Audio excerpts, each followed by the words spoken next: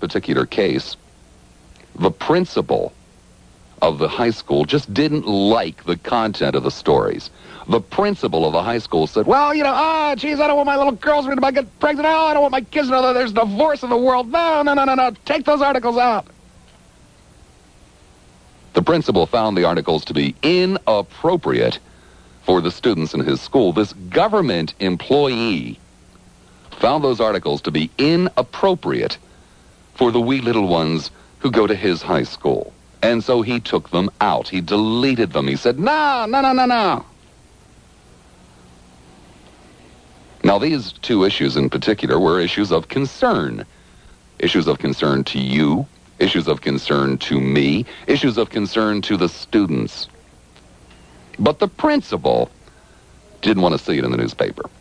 No, take these out. I don't want my big kids to know about this kind of stuff. No. Now, we might be able to take this a step further. There was a similar situation in this community about a year or so ago.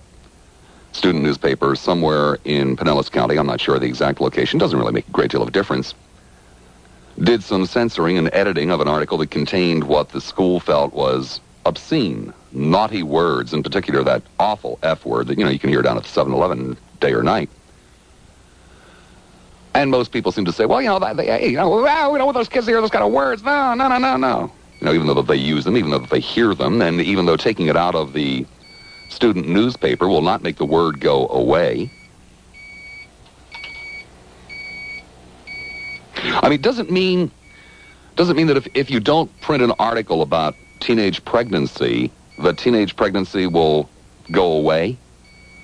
Does it mean if you don't print an article about divorce, that divorce will go away, that it won't be talked about, that it won't be discussed? Does it? I mean, what if we went back to a situation like, we had in the 1960s, where there was a real unpopular war, and where kids right out of high school were being taken and picked up and run off to go fight that war at the age of 18? Would it be appropriate for them to discuss that at the age of 17 in the school newspaper? I mean, suppose the principal was pro-war and the students were anti-war, or the other way around. Does the government, the principal, really and truly have the right to censor, to edit, to dictate what will be discussed? I mean, yes, you go to school to learn how to make 2 and 2 equal 4, and where to put the comma in the sentence, and all kinds of good reasons for going to school. But one of the main reasons, at least I thought, liberal, crazy Lassiter, one of the main reasons that I thought you went to school was to learn how to think, to learn what to do with your education. What you do with your education is to think, to solve problems, be it a mathematical problem or a scientific problem or whatever. That's the whole process. That's the whole purpose of education, is to teach people how to think and how to solve problems, how to deal with problems and the complexities in this world and in this life, isn't it? I mean, what is inappropriate for students to talk about? I mean, we have something, or we generally accept something. Let me see if I can give you an example. I've heard it said time and time again, and I think that most of you would probably agree with me, talking about that awful S word, the S-A-X. If the kid is old enough to ask the question, then the kid deserves an answer. Well, if students are old enough to bring up an issue, i.e. ask a question, are they not old enough to A, deserve answers, and B, deserve the right to discuss it? I mean, is that so unreasonable? I mean, what other basic rights are deniable to people because they're in school or because they're under a certain age? Because that's what it really comes down to. The right to think, the right to discuss, the right to communicate an idea is a basic right. It's one of those inalienable rights, isn't it? Or is it? In our beloved state of Florida, young people in school don't have the right to object to being hit with a stick. And now our beloved federal government, through the Supreme Court, has said that young people in school don't have the right to discuss something, even if it does make the principal uncomfortable, or even if it doesn't make the principal uncomfortable. It's just an arbitrary decision.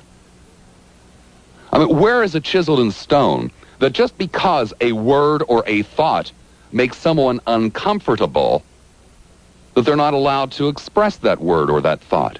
Where in the hell is that chiseled in stone? As a matter of fact, it is chiseled in stone that they have the right. It's called the First Amendment to the Constitution of this land. And I'm not aware of anything in that Constitution that says it only applies to people over a certain age, or it only applies to people who aren't in school. And I think what we're dealing here is, and we're dealing with an issue that this particular group of gentlemen and lady are reacting on a gut emotional basis. We all want our kids to grow up to be fine, outstanding people, successful young people. We all want nothing but the best. There isn't a parent alive on the face of this earth that doesn't want his or her child to have a better life. There isn't a parent alive on the face of this earth that doesn't want his or her child to not have to suffer. There isn't a parent alive on the face of this earth that doesn't want his or her child to not have to go through the indignities. And that's understandable.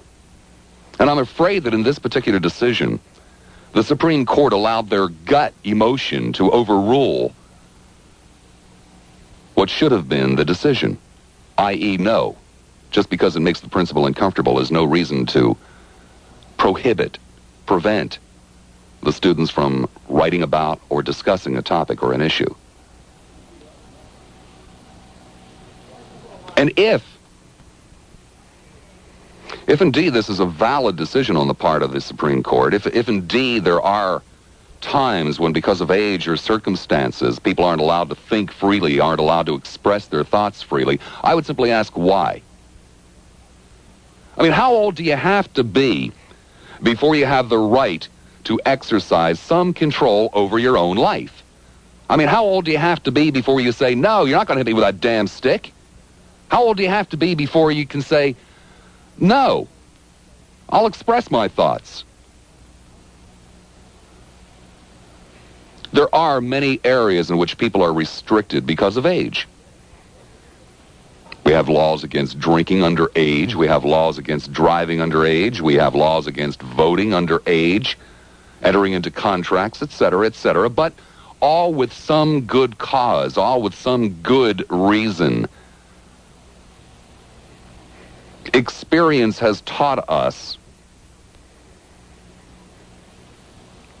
that human beings under a certain age are more likely to abuse alcohol. So we have a law that says you must be a certain age, just an arbitrary number pulled out of the air. Because there are lots of people who are 45 who abuse alcohol too. But nonetheless, for the good of society, we have made this arbitrary decision that you're 18 years old, so you're not old enough to drink. Or 21, as the case may be now, because that changes back and forth. Experience has taught us that people under a certain age are more likely to be reckless drivers. So we have a law saying that you must be a certain age before you get behind the wheel of a car. Experience has taught us that younger people are not as likely as older people to pay attention to the issues and therefore be intelligent voters. So we have a law that says you don't vote until you're X number of years of age, 18 as a matter of fact. Experience has taught us that younger people would probably be best not to enter into contracts. And so we have a law concerning that. All of these laws have some good cause. But if a young person is old enough to be thinking about pregnancy, to be thinking about divorce, to be thinking about virtually any topic, then I think that demonstrates that that person is old enough to be able to express an opinion. Because that's all we're talking about is opinions.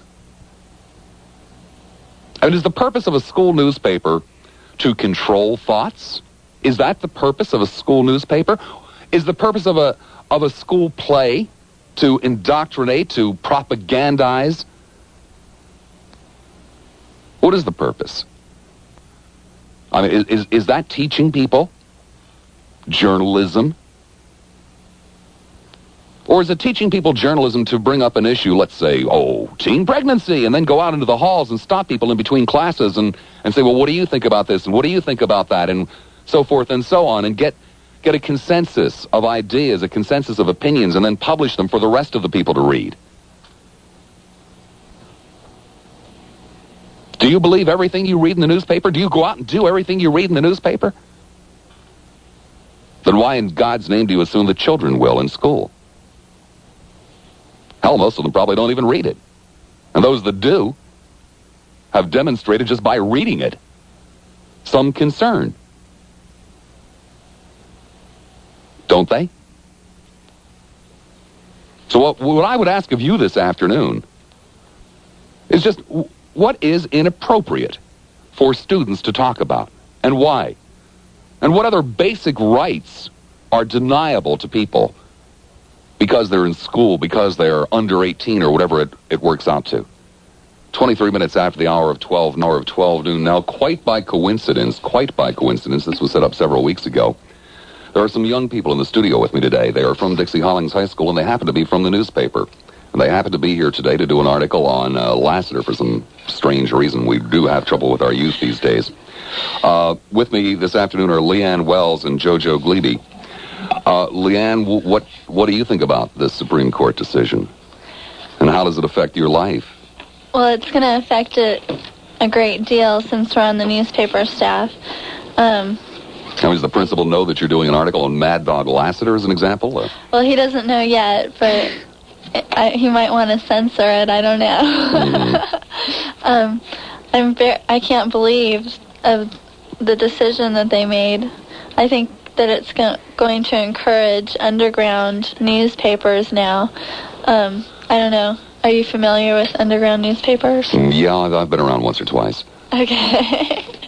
Well, we used to have some going around our school, and the administration bans the underground newspapers, and now it seems like this is going to encourage them. Why does the administration ban underground newspapers at Dixie Hollings? Well, what's the logic? First, there's not the appropriate language. They use bad words. But basically it's just students expressing their opinions about, political subjects on everything. Anything that they want to say, they can put in there. And I guess it's just not appropriate. JoJo, what are the guidelines at your student newspaper? And what can you write about? What can't you write about right now? I was never told of what I could not write about. It was just that if it was inappropriate, I would be told, and it would not go in. What kind of things have you encountered, either of you, that have been deemed inappropriate to this point? We haven't had anything censored. Of course, you can't be liable, and it just seems like a lot of the teachers, they are against a lot of the stories that we do. For instance, we had a story on racism.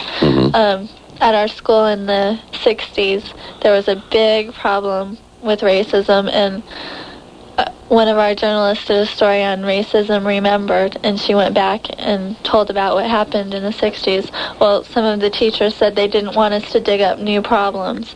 Just didn't want you to know what went on at that school 20 years ago. Right, and they didn't want us to let everybody else know, the rest of the students. 12:30 the time. We'll continue with the topic, and we'll also take some calls. There are two lines. Ladies, did the article on racism run or not? Yes, it did. It did run. Was it heavily edited? No. To your satisfaction as budding journalists? Our principal, he lets most of everything go through. So we're lucky. He hasn't censored anything this year, has he? No. No. All right, let's take some calls. But I mean, it is sponsored, right? Well, yes. Okay, then that makes a big difference. It's just like Bob said on his show the other day. They don't tell us what to say on the radio, but they can sometimes tell you what not to say. Why? Because they own the radio station. Whoa. I beg your pardon. That's not at all what I said. They've told me, this station, other stations have told me what they wished I wouldn't say. But, I mean, basically, they could dictate what you could or couldn't say, right? Well, they could, but then they'd be stuck with Jack Ellery again because I'd be out of here in a flash. No, I mean, I understand that. You know, they like to, they're welcome to. It's their radio station, right? Yeah, it's their radio station. So, I mean, they can do what they want with it. Well, they can fire me. But they can't tell me what to say, nor will they even consider it. I mean, I fail to understand why, because someone is in school, why they can be told what to say or what not to say. I've got two more things to say. The one thing is I'm not real sure. I mean, I don't even know what brought this all about. What was the thing that the principal objected to begin with? Okay, court? There were two articles, and I'll read to you from the newspaper very briefly.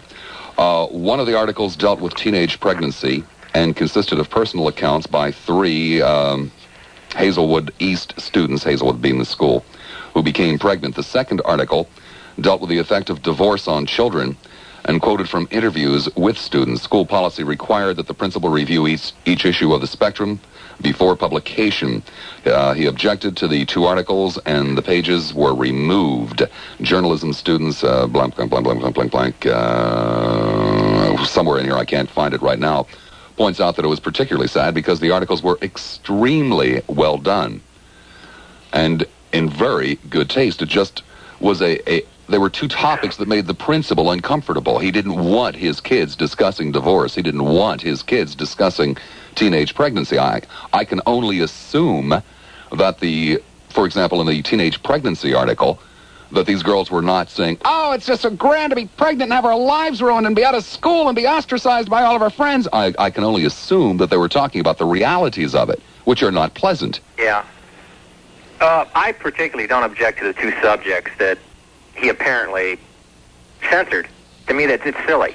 I mean, it's an everyday thing. The two subjects are silly, but as I pointed out in my monologue, suppose the articles were about an unpopular war that was going on at the time. Well, see, this is where you run into problems. It gets touchy. Basically, I agree with it, but if it's a real broad brush thing, I mean, if they went to more of like a guideline thing that, well, you couldn't obviously use explicit sex or you couldn't use vulgar... Right, the same guidelines that the reporters at the St. Petersburg Times and the Tampa Tribune abide by. The same guidelines that Lassiter abides by. Right. Basically, it's right. There's a lot wrong with it, okay? I mean, I basically agree with the decision, but I can see where it can get just really carried away that if you don't even like the way that a student reported on a football game, you can get all wired out about it. Well, that's what it boils down to. What the Supreme Court has done is said, okay, principals all over the country in the public school system, if there's anything in there that you don't like for whatever reason, that's cool, yank it out. Yeah, well, see, now that's a little overboard with me. But, see, you got the other thing, too, where it is a school-sponsored activity, and they have to maintain control. I mean, you could probably get really way out on this and say the football players are saying, well, the school is violating our freedom of expression because we all want to go play football this Friday night and nothing but our jock straps. That's how we're going to express ourselves. And the school says, no, no, no. You see what I mean? Yeah. It just gets really wild and crazy, but welcome to the world today. Thank you, Robert. Okay, have a good one, Bob. When you ladies first went to work on the paper at school, what did they tell you? Well, let me see if I can't bring this around even more. The article that you're doing on me, where did this come up? How did this originate? Why is it being done? Well, we're doing a double track on sex in the media. Mm-hmm. So this is supposed to be shock radio, and we wanted to tie it in to the media. Whose idea was it to do the article? The whole class. Any teacher input at all on that? He said it was a good idea. A good idea. He sure did. But he didn't suggest it. No, he did not. Who else are you talking to besides me? For the stories? Mm-hmm. We were trying to get an interview with Wheeler and Cleveland Wheeler and Toledo Weaver and Jackie Sarasota. Did they, by the way, agree to talk to you? They said no. They said no. But they didn't have time for They didn't have time for you. Isn't that interesting? You hear that, everybody?